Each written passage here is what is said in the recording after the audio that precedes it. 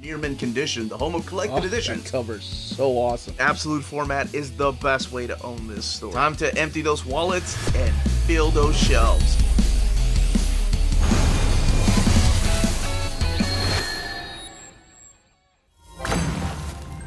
How's it going, all you Minties? Uncanny Omar here from Near Mint Condition, the home of collected editions. And join me today for your advanced look at the Daredevil by Chip Zdarsky Omnibus Volume 1 from Marvel Comics. So let's go ahead and get started.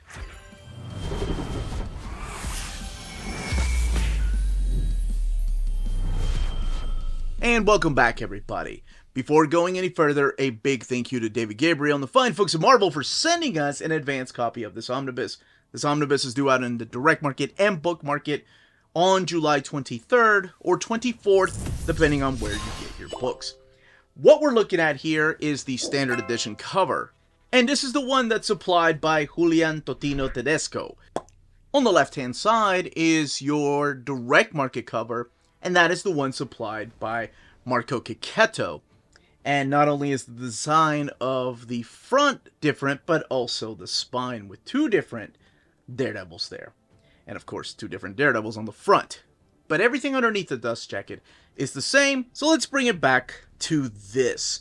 So here we have Chip Zdarsky, Marco Checchetto taking top billing, Daredevil, the Marvel logo, Lalit Kumar Sharma, Jorge Fornes, Francesco Mobili, Mike Hawthorne, Manuel Garcia, and Chris Mooneyhan. And then the spine of the book, taking a closer look at this, with the Marvel Omnibus logo there, Daredevil, Chip Zdarsky, Marco Checchetto, Fornes, Hawthorne, and Sharma, Volume 1, and that image right there of Daredevil. And here comes the Man Without Fear.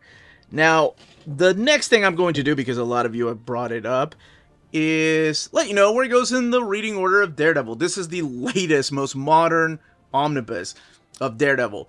Right before Devil's Reign, but also after Charles Soule omnibus. However, there is another story that takes place between the Charles Soule and this omnibus, and that is Daredevil Man Without Fear. It was a miniseries by Jed MacKay. So that is something to read in between because, well, I'll explain as I'm going through the book. Let's look underneath the dust jacket. And the other thing I was going to say is that the stories found in here have been previously collected in a series of trade paperbacks. And this is what the flaps look like right here, the creators, and a little bit about the saga of Daredevil. And also in a series of oversized hardcovers. As a matter of fact, Chip Zdarsky, when we interviewed him, told us that this cover for the Omnibus Volume 1 was supposed to be the cover to the first OHC, but I think it wasn't done on time or something had happened. Regardless, these three oversized hardcovers are all collected in here. And this is the complete design underneath the dust jacket right here, with that sonar that Matt Murdock uses. Alright, we are going to crack this book open and talk about the stories collected in here, the content, the build, and all the extras in the back. So, let's go ahead and crack it open. Alright, let's go ahead and crack this omnibus open. We have some black end sheets right here. The Daredevil title page with this character. Who could that be? Chip Zdarsky, Marco Checchetto. Now here are all of the creators working on this omnibus. So Chip Zdarsky, Marco Checchetto, Sonny Go, and then of course Julian Totino Tedesco, Latit Kumar Sharma, Jay Lasteen, Hava Targaglia, and then Chip Zdarsky actually doing one of the issues in here, but Jorge Fornes, and also Manuel Garcia, and J.P. Mayer, Mike Hawthorne, just to name a few of the creators working on this book. So collected in here is Daredevil 1 through 30 and annual number 1. Now that is Daredevil from 2019 when it was relaunched. So going into this, I'm going to give you the pitch of the book. But in order to do that, I have to talk about what happened previously. Not deep spoilers. And also, like, the first arc, maybe, just so you can get the tone of the story in here. Okay, so it starts off with this young lady. And Matt Murdock just laying the charm. Matt Murdock also taking some pills because he's in pain. So, I mentioned that Charles Soule's run happens before this. In Charles Soule's run of Daredevil, towards the end, without going into big details, Matt is broken. Like, his body is broken. Then in Jed MacKay's little miniseries, we see Matt come back. He was almost dead. So in this, it starts off with him kind of needing these painkillers because he's trying to become Daredevil again when he was left shattered. And in order to do that, he has to take painkillers. It's almost like he is dependent on them. But we'll get to that in a few. The other main thing that is important about this that happened during Charles Soule's run, and I'm not going to go big into how it happened, but Mike Murdock is now a character. Mike Murdock was a fictional character that Matt Murdock made up, saying it was his twin brother to kind of fool Karen Page and fool everybody back in the 60s. Well, something happened in Charles Soule run where that character is now a real character. Also during this time, the Kingpin, Wilson Fisk, is the mayor of New York City. So, that's pretty much it. That's all I will talk about in the previous runs, without going into big spoilers. Okay, so in this, Matt, of course, picks up this young lady. She realizes he's blind, and she's like, that's the only reason they kind of got together. He's having flashbacks about talking to the priest and coming in there with his dad after getting into a fight at school. And we meet a new detective from Chicago. He had just transferred over, and there are reasons why he transferred. And this is Detective Cole North. And he's going to play a big crucial part in here. So again, flashbacks to him and his, of course, Catholic beliefs and the things about just like redeeming arcs, and then of course atoning for your sins, which will play heavy into this. I love the fact that Checchetto still uses like the Chris Samney and Marcos Martin type of sonar radar.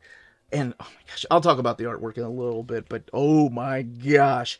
All right, so I said that Matt Murdock was broken in the previous arc. So here he is, and, you know, trying to go back out there and fight crime.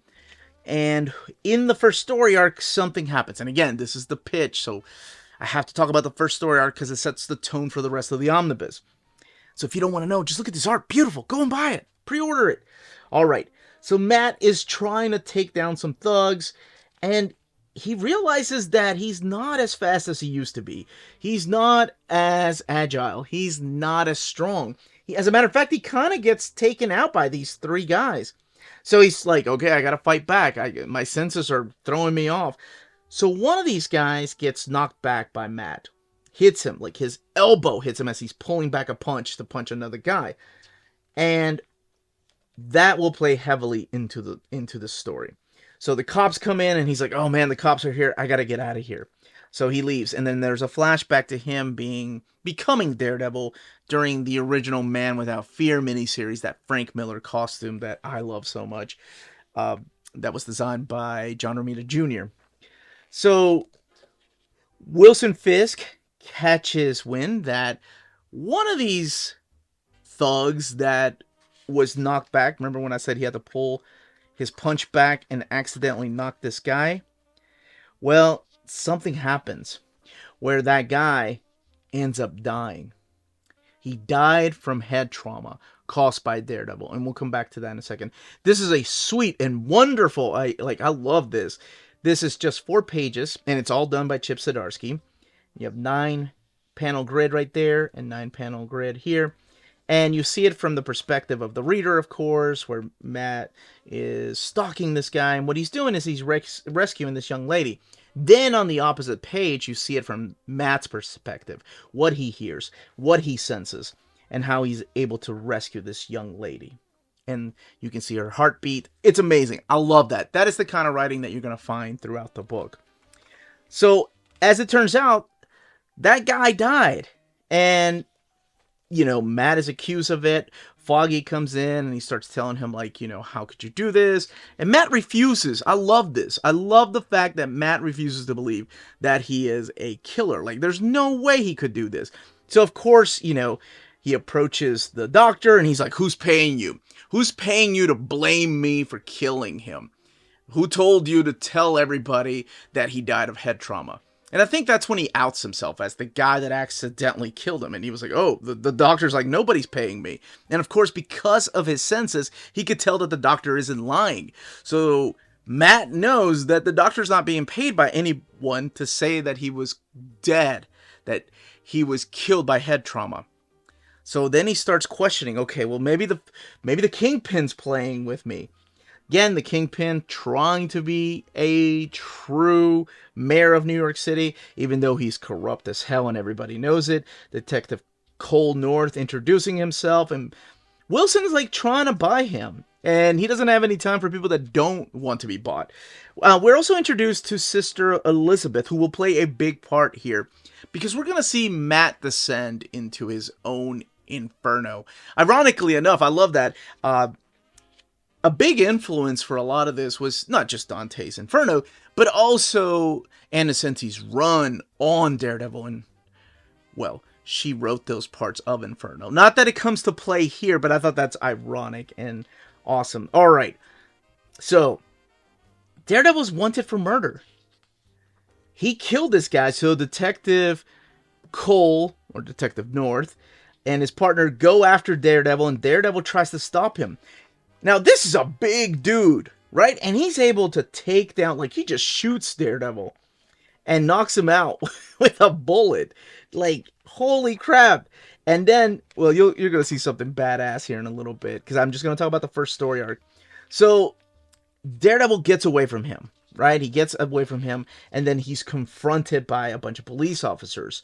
And what ends up happening is that he's like, hey, Officer Belsky, how's it going? How's your partner? And Officer Belsky's like, oh, he's in for full recovery thanks to you. So it's Daredevil playing like the police, right? Like using that get out of jail free card by reminding them of the things Daredevil has done in the past to save everybody. So everybody in Hell's Kitchen loves Daredevil, except for Detective Cole North. He ain't taking crap. He doesn't believe in vigilantes. So all of the cops kind of turn on Detective Cole North, and he's surprised by this. So what ends up happening? Dude, they duke it out. Like, this is crazy. Again, Daredevil is not at the top of his game.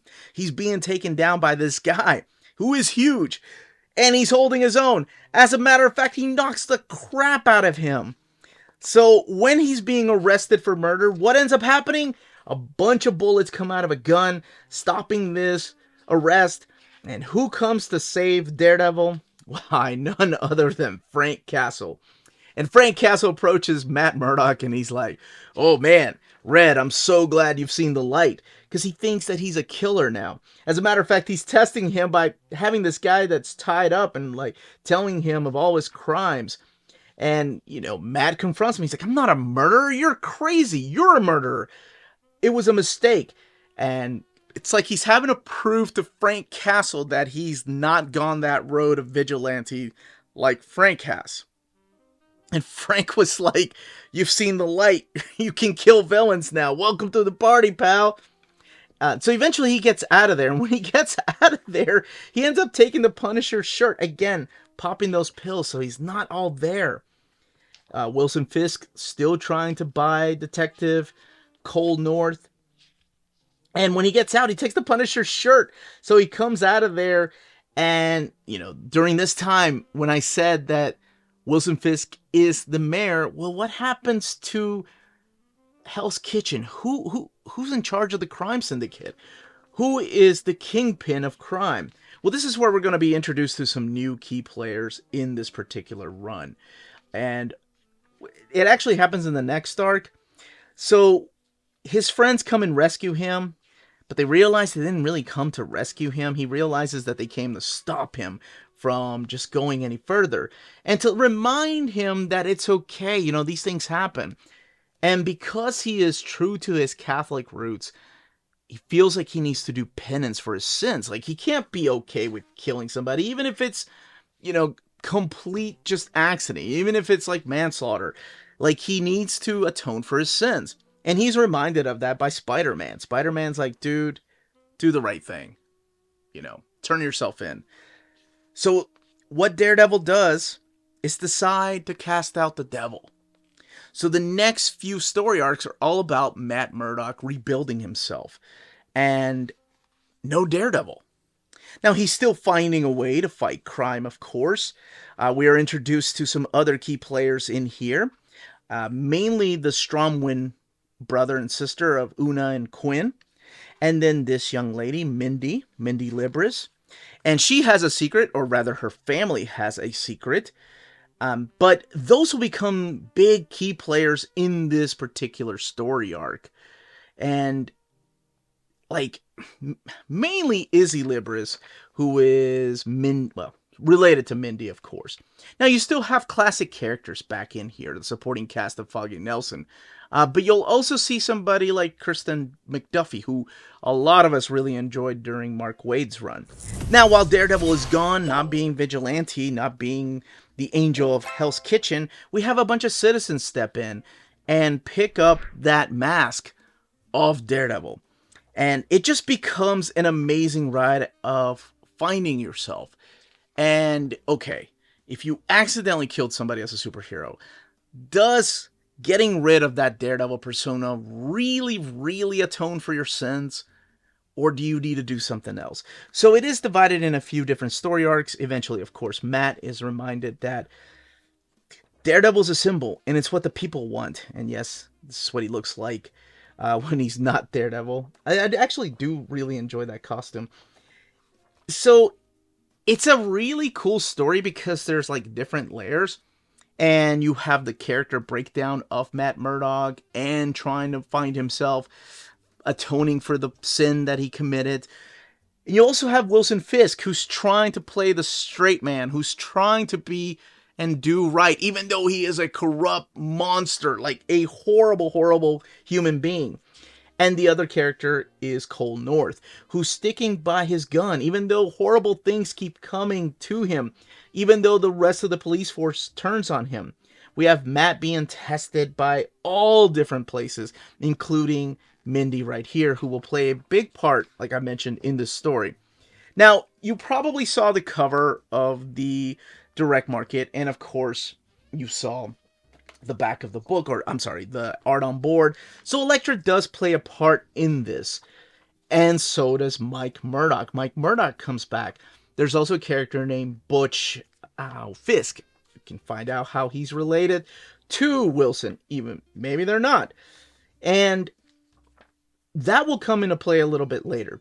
Now, I am going to be talking about the character on the art on board here, but in order for me to do that, I do have to talk about the rest of the stories in this book. Not into big details, but just as to how that character comes to be. So if you don't want to know anything about that character, who it is, or anything like that, by all means, go look at or jump to the extras or the build of the book, if you will. For anybody else, all right. Let's go ahead and start with the spoilers of this book. All right, what ends up happening is that Matt decides, after a huge fight, and I love this part, I can't believe I didn't want to show this in the non-spoilery part, but it's where the brother and sister of Una and Quinn hire a bunch of villains to just run amok in Hell's Kitchen. So Matt has to team up with Detective Cole North, but also unexpected other team-ups that he's going to have through here. And it's amazing. And then it is revealed exactly the role that Sister Elizabeth has through here that I did not see coming, and well done, ZDARSKY, you crazy bastard. I love that. But what ends up happening after the end of this run, or this story arc, is that Matt turns himself in because he realizes that he is a symbol, and if there are other citizens in Hell's Kitchen that are picking up the mask to become Daredevil, then he needs to be a better person. So Matt turns himself in. Not Matt, I'm sorry. Daredevil turns himself in. So there is an annual here. By the way, the annual retcons a lot of the thing that happens in Charles Soule's run with Mike Murdock. So Mike Murdock is a real character now, and you have to read the annual. And I love the fact that the annual that features the hood, by the way, is placed just properly in this omnibus.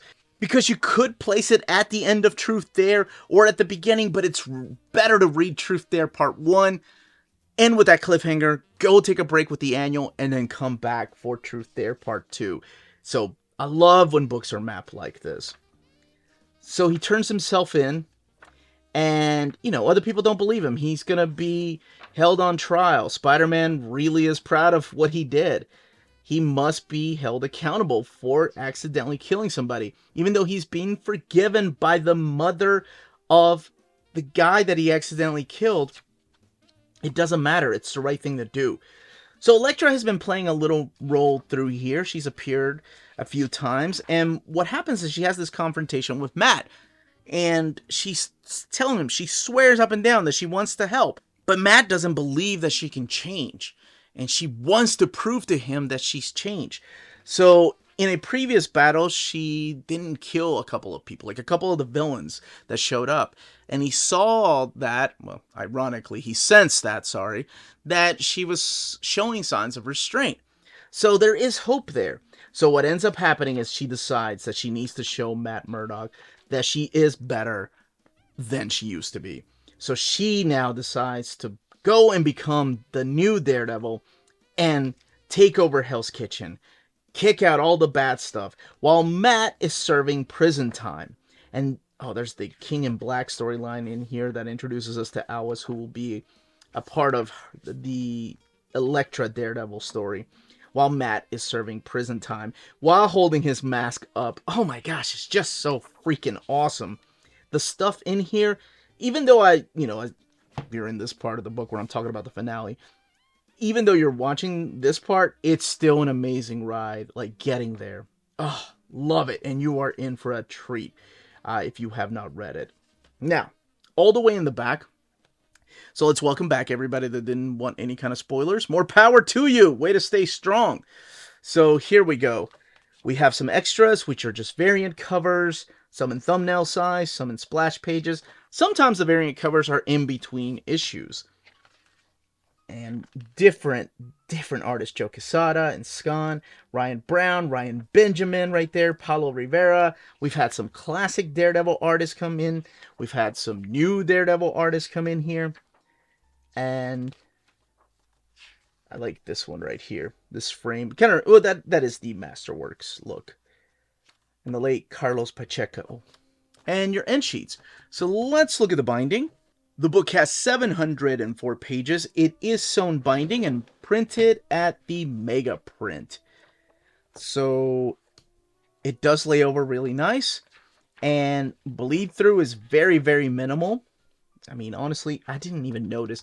But it is Daredevil, so there are a lot of dark scenes through here. Even the colors have a darker tone. We're talking about Hell's Kitchen. So that is something to keep in mind.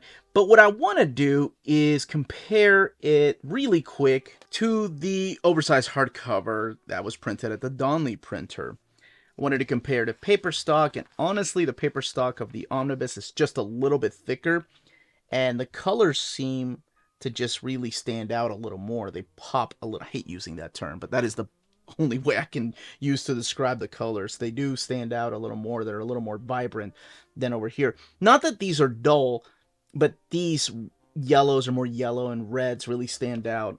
And just one more page for comparison right here. And oh my gosh, the artwork in here, the contrast between the Marco Checchetto stuff and the Ferone stuff in here is just awesome. I think they picked, or I don't know if it was ZDARSKY or the editors that picked two different styles of art to showcase exactly the different sides of Hell's Kitchen. I thought that was a nice touch to this particular story. And Checchetto, I've been a huge fan of his artwork for years. I'm so glad he is getting his due and people are recognizing the name. I've been a fan of his since, Punisher by Greg Rucka. So it was really cool to see him draw Frank Castle again for a while.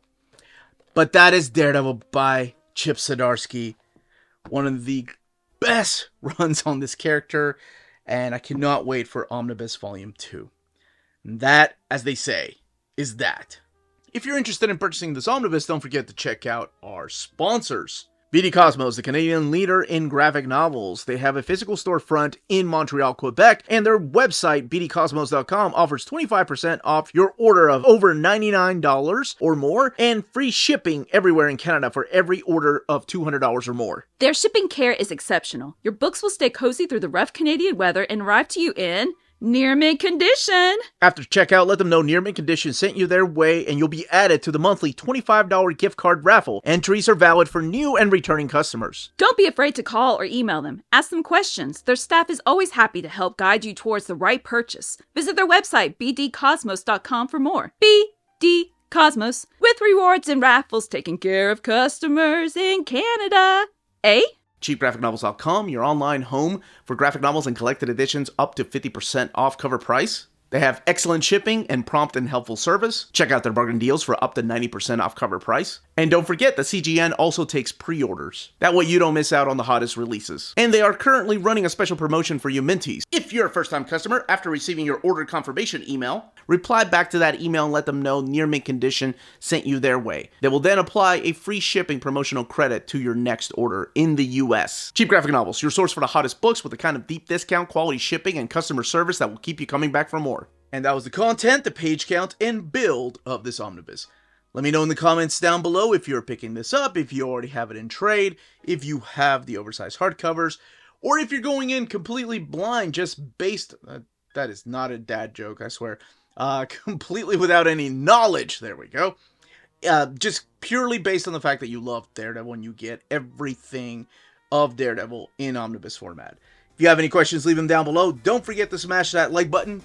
Hit that subscribe button if you haven't subscribed yet, and check us out on Patreon or Spreadshop. Amazing ways to support the channel if you can do so. And a big thank you to our patrons for making videos like this possible. Everyone, stay healthy and safe out there. Much love.